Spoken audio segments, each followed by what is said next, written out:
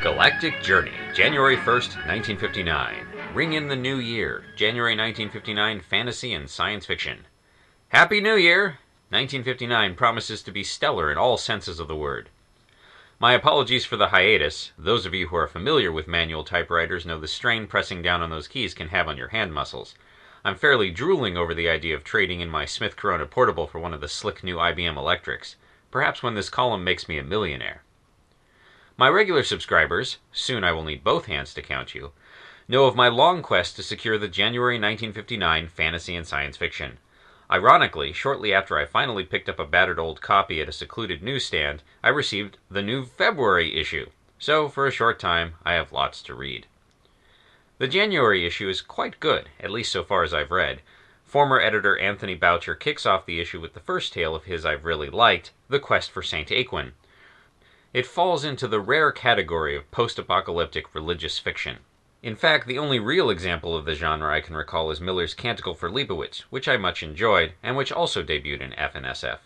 Boucher's tale follows a young priest and his robot companion as they travel through a radiated Christian-hostile America. It's atmospheric, thought-provoking, and fun. A cameo character gives the story an extra star all on his own. Those who know me will know who he is.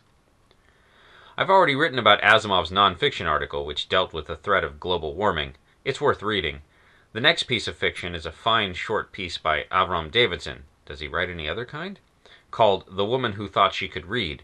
If you like gypsies, fortune-telling, Avram Davidson, sad endings, or any combination thereof, you don't want to miss this atmospheric tale. I'm saving the issue's novella Fritz Lieber's The Silver Eggheads for next time. Thus, the subsequent tale is Dick's first short story in a while, Explorer's We, about a returning expedition from Mars. It's not bad, but Dick has spoiled me. I expect all of his stories to rock me. Ah well. It is worth reading Tony Boucher's recommended reading column, if only for his droll relating of his encounters with UFOologists. Finally, for this article, not the issue, came Robert F. Young's cleverly titled and aptly timed Santa Claus, with an E on the end. The story asks the question, is it better for the delusional characters of one childhood to be real or completely non-existent? Sadly, though the tale is well written and ties in both Saint Nick and Old Nick, it somehow fails to deliver a knockout punch at the end. So stay tuned. Next article I shall wrap up the January F&SF unless, of course, scientific events preempt my spotlight on fiction and compel me to do a stop press account.